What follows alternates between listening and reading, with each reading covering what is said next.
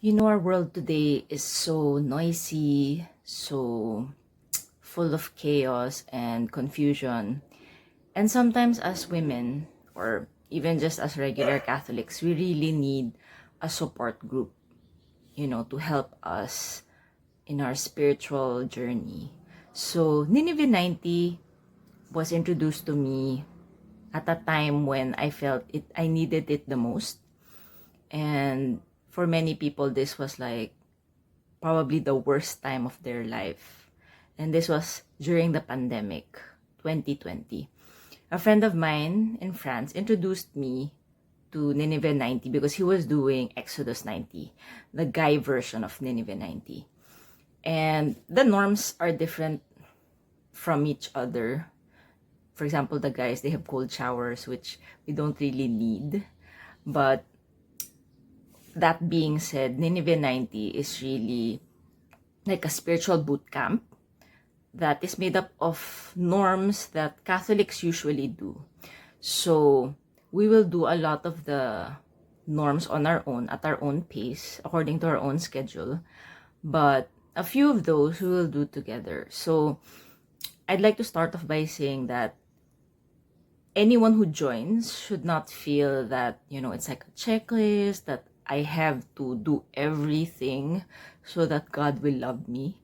Okay, it's not about perfection. It's about really saying yes to God, who is trying to reach out to us. More than us reaching out to God, this really our Lord drawing us. So I believe you did not get this invitation by chance. And at this time in your life, maybe you're really needing something like this. So pray about it, look into your heart, but know that the norms are not, something that we should lose peace over because I can't do this, I'm so busy, the norms are there to actually structure our lives so that we have the best life, spiritually, even physically, psychologically. So the norms, you will see the wisdom behind them. And all of these practices are actually things that the church and her faithful have always done, since like maybe the desert fathers. Okay, maybe not as hardcore as them, but definitely it's grounded on the same principles. Okay, so we will do these norms for the next 90 days. So you can ask me questions why we have this, and I can probably explain the reason why, this is part of the norms. Okay, so first is regular and challenging exercise. Okay, you will notice that some of these norms probably you already do, but maybe some of them are totally new to you. So just be open and trust that, our Lord, if we are generous with Him, for example, if we take one step towards Him, He will take 5 steps towards us. Okay, so when we talk about exercise, maybe you're already exercising now. That's good. If this is something that's totally foreign to you, then maybe you can start with thrice a week. It's up to you. Maybe if it's challenging, you can do 15 minutes a day or 10 minutes a day. If exercise is something that you already do, maybe you can do 30 minutes, 40 minutes of exercise. So it's up to you. Why we do it? It's really part of the idea that Nineveh 90 is holistic. It's not just about spiritual norms, but also supporting us in life in general. Okay, 7 hours of sleep. Okay, this is really maybe one of the more challenging elements of Nineveh 90, but it makes sense, no? Sometimes we can pray maybe because we just lack sleep. That's it. And we fall asleep during mental prayer, or even we get focused during Mass because we have not slept enough. Okay, so we realize that a lot of things in our day are not really essential. Maybe we're just spending time online or, doing something that is not really helpful to us. Okay, 7 hours of sleep. No alcohol. Okay. Desserts and sweets only on Sundays and solemnities. Okay, so if you are a sweet tooth, this is probably really, really the hardest thing for you. But realize that the reason for this is so that we can actually create more space in our lives, in our hearts for our Lord. And it's part of temperance. Okay, and you will notice that when we quiet our senses, and the spiritual writers always talk about this, when we quiet our senses, our emotions also level off. They are stilled, they are at peace, and we can be more open to the things of God. No sugar in drinks. Okay, so no sweet drinks. If we put sugar in our coffee, we like soda, iced tea. Okay, for now, for the next 90 days, we have to say goodbye to that. Maybe only except Sundays and solemnities. Next is no secular movies and series. Okay, so if we watch K-dramas, if we're always on Netflix, goodbye muna to that. Okay. Maybe this is a time to read a spiritual book or to do a hobby. So less time consuming media. Next is only music that lifts the soul to God. So if you're, I don't know, a Taylor Swift fan, but that's really problematic. We can talk about that later on. Or I don't know, Blackpink, BTS. I don't know what you guys listen to, but now is the time to just listen to maybe Gregorian chant, Latin hymns, of course, because I'm biased for that. And really also on the sense of auditory sense, we will quiet ourselves and be more attuned to God. Next is 15 minutes of mental prayer. Okay.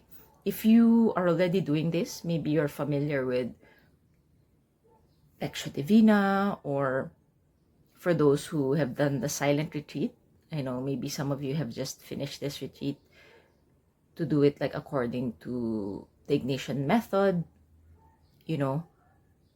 It's different from the vocal prayers. So mental prayer is really, sitting in silence, reading maybe a spiritual book or a Bible passage or the gospel for the day, and reflecting on it, asking our Lord, what are you telling me through this passage? And just sitting with it in silence. Then maybe journaling. Okay, so after that is, of course, the Angelus Prayer, which we do at 6 a.m., noon, and 6 p.m. So some of us maybe are already doing this with your families, and that's good to continue. Of course, we have our morning and nighttime or bedtime prayers. So it's up to you what you do.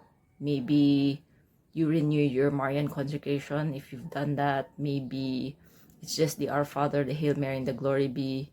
Or maybe it's a spontaneous prayer. We want to make sure that the first and last thing that we do is not to look at our phones, but to actually say hello to God. Okay, so the next is the daily rosary. So for some of us who maybe have not really done this, there are also easy ways to kickstart this habit. We can follow an app like Hallow, or we can, just follow on YouTube. There are many rosaries there that you can literally play and just pray with in your car while you're driving, where you're traveling, or when you're walking, So the daily rosary. And then, of course, daily mass. For some of us, maybe we have been doing this. For some, maybe it's totally new, and maybe when we think about it, we're stressed because we wonder, when will we get the time to actually do this? But it is doable, In the Philippines, we realize there's a church practically every corner. But for example, if you go to the Latin Mass like I do, then maybe it's a bit more challenging. but see if it is something that you can actually fit into your schedule. So, daily Mass. Next is monthly confession. So, this is not new. This is really part of the Catholic faith. But if your confession is kind of irregular, it's like you're not sure when your next confession is, then it's time that you actually plot it. Will it be the first Sunday of the month? Will it be, the second week of the month? No, so there are a lot of churches that have scheduled confessions. For example, at Our Lady of Victories in New Manila in Quezon City, they have it regularly after and before Mass, like Wednesdays 6:15 a.m. and 6 p.m. and Sundays it's before and after the 7:15 a.m. Mass, 9 a.m. Mass, 11 a.m. Mass, and 5:30 p.m. Mass. And usually, if you're really desperate, you can just go there and tell the priest that you need confession. Usually, they will say yes. Okay, and then we have the wearing of the brown scapular. If you don't have this yet, let me know because I can actually send you one. Just let me know. So those are the norms that we actually do on our own, and we can plan it, see our schedule and see, what is it that I can actually organize in my life to make way for all of these things. So we also have twice a week fasting on Wednesdays and Fridays. What does that mean? Is it Lent again? Why do I need to fast? Okay, so if you don't know, before Vatican II, there were a lot of what we call Ember Days. So Ember Days are actually traditional days of fasting and abstinence when people, even if it was not Lent, they would just eat one meal and like 2 snacks. That those 2 snacks together do not make up a full meal. So it was a really beautiful time because it was a time in the church when the faithful were used to penance, were used to self-denial, and in a way we've lost that. It's like, how Lent is like, what? We have to fast? This is so terrible. I'm gonna die. I'm gonna pass out. But really, it's not that bad. I mean, you know how the trend is that there's so many people, health buffs, who actually do intermittent fasting. Have you guys heard of that? So actually, I have a lot of friends who do that. And these bodybuilders, these health buffs, actually have that natural virtue of temperance because they can say no to themselves for the sake of health and looking good. But then we realize that this is actually very beneficial to us spiritually, because when we, as I said, when we say no to, like what feels good to the body, we actually make the spirit stronger. We make ourselves more attuned to the spirit. Okay, so this is maybe really something that is shocking to us, and oh my gosh, I need to fast. Why? No, it's not Lent, but it's very, very salutary. And I would say many Ninevites have been blessed by this practice and actually notice that their mental health has actually improved. Their emotions are more balanced, and that is the wisdom of the church. And fasting has always been part of what she has, practiced and taught for years. I mean, for centuries, because of this design of God that when we say no to the body, we actually make our spirit stronger. So next is we have no snacks in between meals. Okay, so it makes sense, no? That if we're fasting, then on a regular day, the Monday, the Tuesday, the Thursday, the Saturday, and Sunday. It means that we will not break that temperance by eating whatever we want whenever we want. So we also just eat thrice a day, and we don't eat in between meals like the regular Filipino practice. Okay, so honestly, before, I'm really like that person who will get hungry if I'm not eating constantly. I even had, like, at work, I would have this container food. Like, literally, people would come to me if they're hungry because they know I always have food. And yeah, it's a long, it's something that maybe is hard to give up at first, but I tell you, the effects are really, really something that, you would not expect, but it's very, very edifying to us. Okay.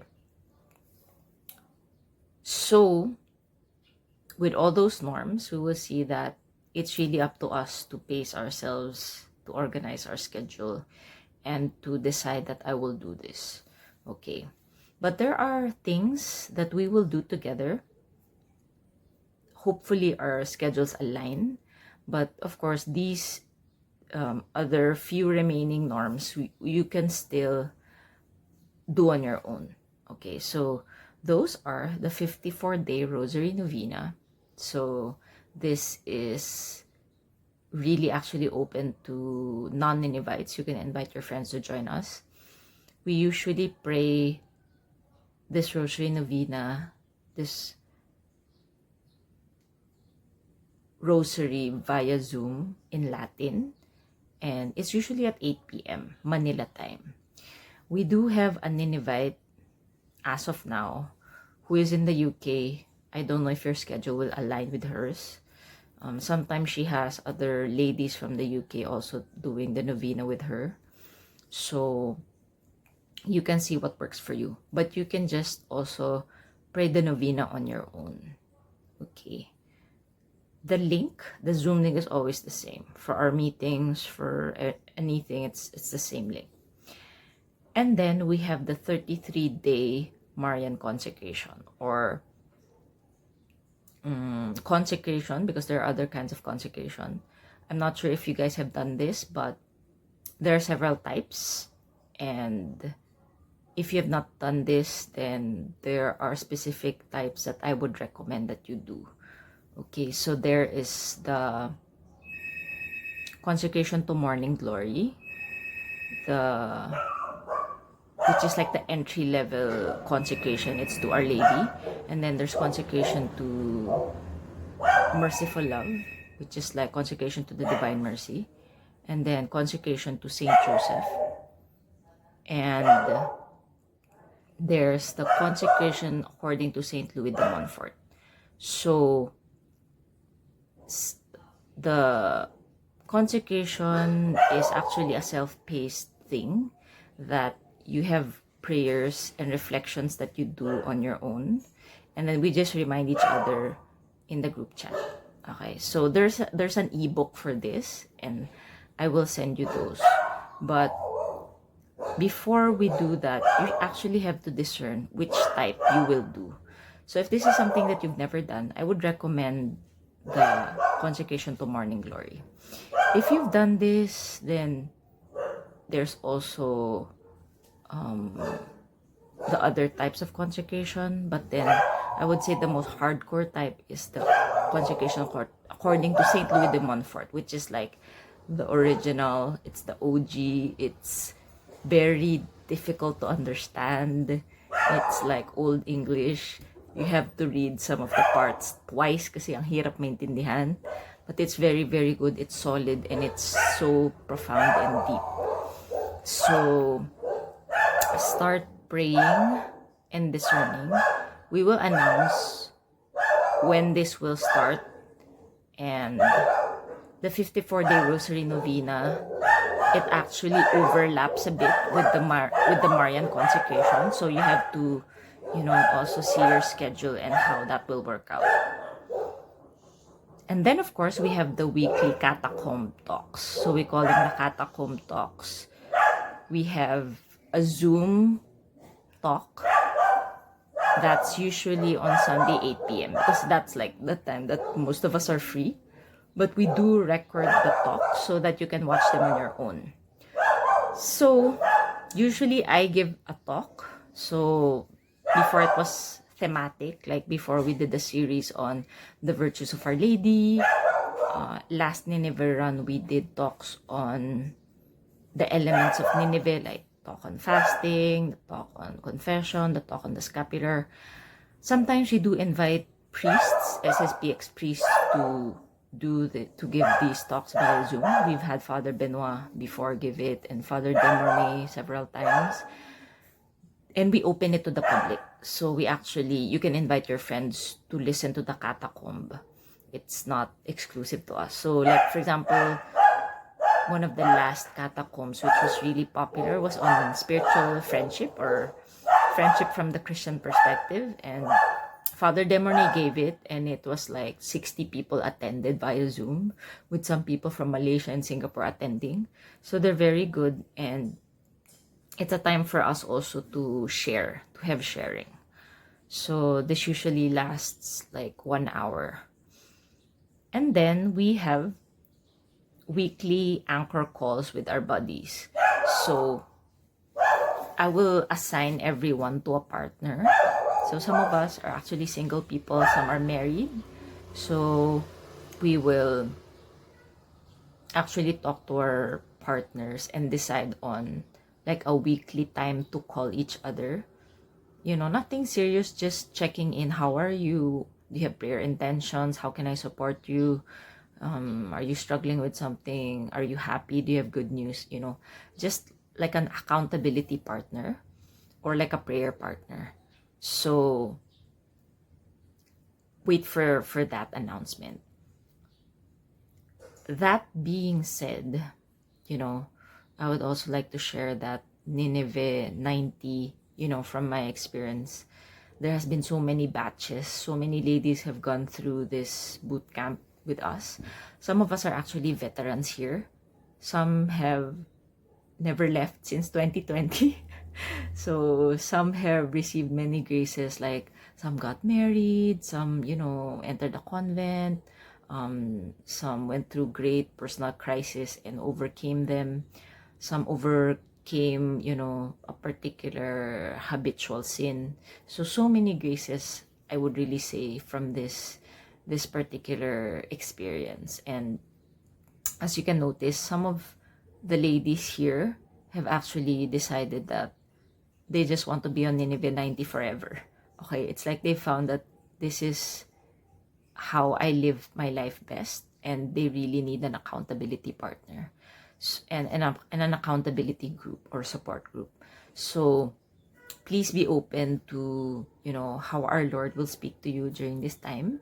And I want to emphasize that, again, it's not about perfection or, you know, never missing on anything or being perfect or, you know, just never messing up. It's not about that.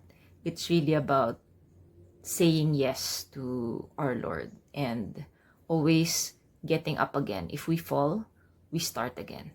Okay, so as Saint Teresa of Avila said, the devil fears only one kind of person. Okay, actually, it's not the pure person or even the humble person, but the person who never gives up. So that in this 90 days, just know that our Lord will show His love and His mercy to us, and definitely many graces will come to you.